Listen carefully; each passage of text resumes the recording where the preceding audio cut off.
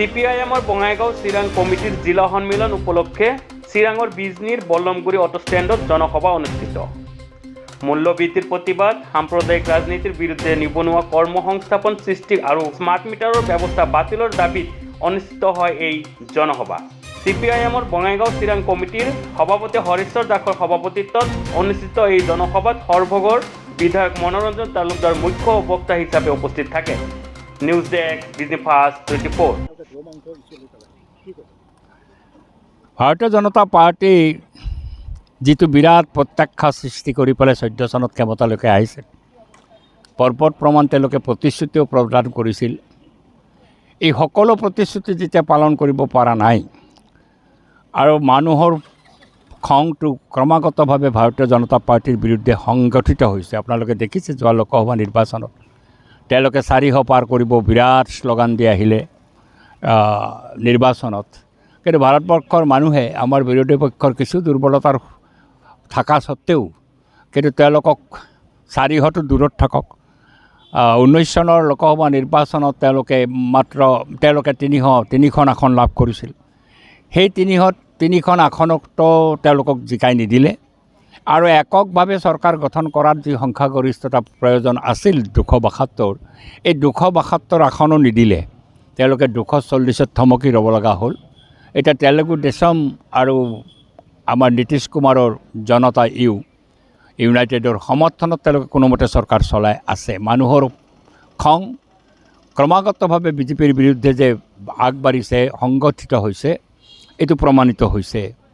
আৰু এনেকুৱা মুহূৰ্তত এতিয়া ভাৰতীয় জনতা পাৰ্টিৰ পুৰণা তেওঁলোকৰ যি এজেণ্ডা, সেই এজেণ্ডালৈকে ফিৰি যাব বিচাৰিছে। সেই এজেণ্ডাটো হৈছে ভাৰতবৰ্ষত সাম্প্ৰদায়িকতাবাদ বিয়পাই দি পেলাই, বিগ বাষ্প বিয়পাই দি পেলাই সাম্প্ৰদায়িকভাৱে হিন্দুত্বৰ শ্লোগানেৰে তেওঁলোকে মানুহক সংগঠিত কৰিবলৈ বিচাৰিছে। আৰু এই ধৰণে য'তে যি সুযোগ আহিছে সেই সুযোগতে তেওঁলোকে এই কামটো কৰিছে। আৰু আমাৰ অসমৰ মুখ্যমন্ত্ৰী হিমন্ত বিশ্ব শৰ্মাই তেওঁৰ সুস্থ চিন্তাৰ কোনো বহিৰ্প্ৰকাশটো তেওঁ ঘটোৱা নাই। আৰু ভাৰতীয় জনতা পাৰ্টিৰ যিটো মূল এজেণ্ডা হিন্দুত্ব, এই হিন্দুত্বৰ প্ৰচাৰৰ কাৰণে দিবা ৰাত্ৰি মানুহৰ খাদ্যক লৈ পেলাই এই ধৰণে হস্তক্ষেপ কৰাটো একেবাৰে অনুচিত কথা। আৰু এই কামটো এতিয়া ভাৰতীয় জনতা পাৰ্টিয়ে হিন্দুত্বৰ যিটো মূল তত্ত্ব তেওঁলোকে, কাৰণ অন্য কোনো ইতিবাচক কথা লৈ পেলাই আজি মানুহৰ ওচৰলৈকে ভাৰতীয় জনতা পাৰ্টি যাব পৰা অৱস্থাত নাই। মানুহ ক্ষুব্ধ হৈছে। বজাৰত যেতিয়া জুই জ্বলিছে, কৰ্মসংস্থানহীনতাই মানুহক গ্ৰাস কৰি পেলাইছে। যুৱকসকলৰ হাতত কৰ্মসংস্থান নাই। 12,000 পষ্টৰ কাৰণে যেতিয়া 32 লক্ষ যুৱকে ইণ্টাৰভিউত বহিছে, এটা ভয়ংকৰ চিত্ৰ পোহৰলৈকে আহিছে। এনে ক্ষেত্ৰত তেওঁলোকে মানুহৰ এটেনশ্যনটো ডাইভাৰ্ট কৰাৰ কাৰণে এনেকুৱা ইছ্যু আনে মাজে মাজে। কিন্তু অসমৰ মানুহো যথেষ্ট সচেতনতা প্ৰকাশ কৰি প্ৰতিক্ৰিয়া দিয়াৰ ফলত শেহতীয়াভাৱে আকৌ মুখ্যমন্ত্ৰীয়ে ক'ব লগা হৈছে, আমিতো ভক্ষণ বন্ধ কৰা নাই, আমি মাত্ৰ হোটেল ৰেষ্টুৰেণ্টতে বন্ধ কৰিছোঁ বা ৰাজহুৱা প্ৰতিষ্ঠানতে বন্ধ কৰিছোঁ। মানুহে আমি গাঁওবিলাকত বা অঞ্চলবিলাকত যেনেকৈ ছাগলী মাৰি পেলাই ভাঙন দিয়া বুলি কয়, এভাগ কিনি নি পেলাই ঘৰত খায়, মইতো সেইটো কৰিব দিছোঁ। খাব পাৰে, গৰু মাংস খাব পাৰে, এই ধৰণৰ ভাষ্য দিবলৈ বাধ্য হৈছে। মানুহৰ বিৰুদ্ধে বিষোদগাৰ সৃষ্টি কৰি পেলাই তেওঁ এই ধৰণৰ কামবিলাক কৰি আছে। আৰু সেইটো হৈছে গৌ মাংস সদ্যহতে ভক্ষণ কৰাটো ৰাজহুৱাভাৱে বা হোটেল ৰেষ্টুৰেণ্টত বন্ধ কৰি দিয়াটো, এই ধৰণৰ সিদ্ধান্ত লৈছে।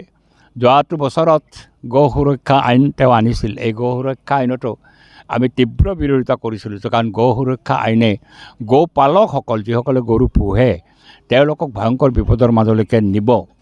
মানুহে প্ৰতিবাদ কৰিলে গৌ সুৰক্ষা আইনৰ মানুহৰ ক্ষোভ বৃদ্ধি হ'ল। ক্ষোভ দেখি পেলাই তেওঁলোকে এই আইনখন প্ৰয়োগ কৰা নাছিলে। তাৰ কাৰণে যিটো ৰুলছ লাগে, এই বিধিও তেওঁলোকে প্ৰণয়ন কৰা নাছিল। কিন্তু এইবাৰ চামগুৰিৰ ইলেকশ্যনত যেতিয়া ভাৰতীয় জনতা পাৰ্টি নিজেই গৌ মাংস খুৱাই পেলাই ভোট বিচাৰিলে, এই অভিযোগটো উত্থাপিত হ'ল। আৰু এই অভিযোগটো সজোৰে তেওঁলোকে খণ্ডন কৰিব নোৱাৰি আকস্মিকভাৱে কেবিনেটত সিদ্ধান্ত ল'লে যে হোটেল ৰেষ্টুৰেণ্ট আৰু সামাজিক অনুষ্ঠানবিলাকত গৌ মাংস ভক্ষণটো বন্ধ কৰি দিলে। এই ক্ষেত্ৰত আমাৰ তীব্ৰ বিৰোধিতা আছে, কাৰণ মানুহৰ খাদ্য কোনে কি খাব, ভাৰতবৰ্ষৰ সংবিধানে সেই অধিকাৰ মানুহক দিছে। মানুহৰ পাকঘৰত গৈ পেলাই চৰকাৰ এখনে নজৰদাৰী কৰা, কোনে কি খাইছে নাখাইছে, এইটো এটা একেবাৰে অপ্ৰয়োজনীয় কথা, এই সংবিধান বিৰোধী কথা। আৰু এতিয়া এই ধৰণৰ এটা সিদ্ধান্ত লোৱাৰ পিছতো ভয়ংকৰ প্ৰতিক্ৰিয়া হৈছে। এইজন হিমন্ত বিশ্ব শৰ্মাই নেডাৰ তেওঁ আহ্বায়ক আমাৰ উত্তৰ পূৰ্বাঞ্চলৰ কেইবাখনো ৰাজ্য খ্ৰীষ্টান অধ্যুষিত ৰাজ্য, মিজোৰামেই হওক, মেঘালয় হওক বা নাগালেণ্ডেই হওক, এনেকুৱা ৰাজ্যবিলাকত গোমাংস সচৰাচৰ মানুহে ভক্ষণ কৰে। তো এনেকুৱা নেডাৰ তেওঁ আহ্বায়ক হৈ পেলাই অসমত এই ধৰণৰ প্ৰতিষ্ঠানত গোমাংস ভক্ষণ বা হোটেল ৰেষ্টুৰেণ্টত গোমাংস ভক্ষণ বিৰোধী এটা সিদ্ধান্ত লোৱাটোত আমি আশ্চৰ্য প্ৰকাশ কৰিছোঁ। এনেকুৱা সিদ্ধান্ত হৈছে ইতিমধ্যে আমাৰ উজনি অসমত ধেমাজি জিলা, লখিমপুৰ জিলাত বিশাল বিশাল বাজাৰ আছে, গৰুৰ বজাৰ আছে। কাৰণ তাত মানুহে, আমাৰ ইয়াতে গৰু প্ৰায় নোহোৱা হৈ যাব ধৰিছে, কিন্তু উজনি অসমত এতিয়াও একোটা পৰিয়ালত 200-300কৈ গৰু ৰাখে। সিহঁতে চাপৰিত গৰুবিলাক মেলি দিয়ে আৰু সন্ধিয়া চপাই লয়। এই ধৰণৰ গো পালন যিহঁতে কৰে, তেওঁলোকে গগামুখতে হওক বা ধেমাজিতে হওক বিশাল গৰুৰ বজাৰত এটা মন্দা এটা চলিছে। কৃষক আজি লোকচানৰ সন্মুখীন হৈছে। এনেকুৱা হঠকাৰী চিন্তাৰে হিমন্ত বিশ্ব শৰ্মাই হিন্দুৰ মতামতটোক সংগঠিত কৰিবলৈ হীন এটা চক্ৰান্ত তেওঁ কৰিছে। কিন্তু এইটো বুমেৰাঙো হৈছে, মানুহৰ প্ৰতিক্ৰিয়া হৈছে আৰু এই প্ৰতিক্ৰিয়া স্বাভাৱিকতে আমি লক্ষ্যও কৰিছোঁ। আৰু আমাৰতো এই ক্ষেত্ৰত স্পষ্ট মত আছে, মানুহৰ খাদ্যত হস্তক্ষেপ কৰাটো আমি তীব্ৰ বিৰোধী।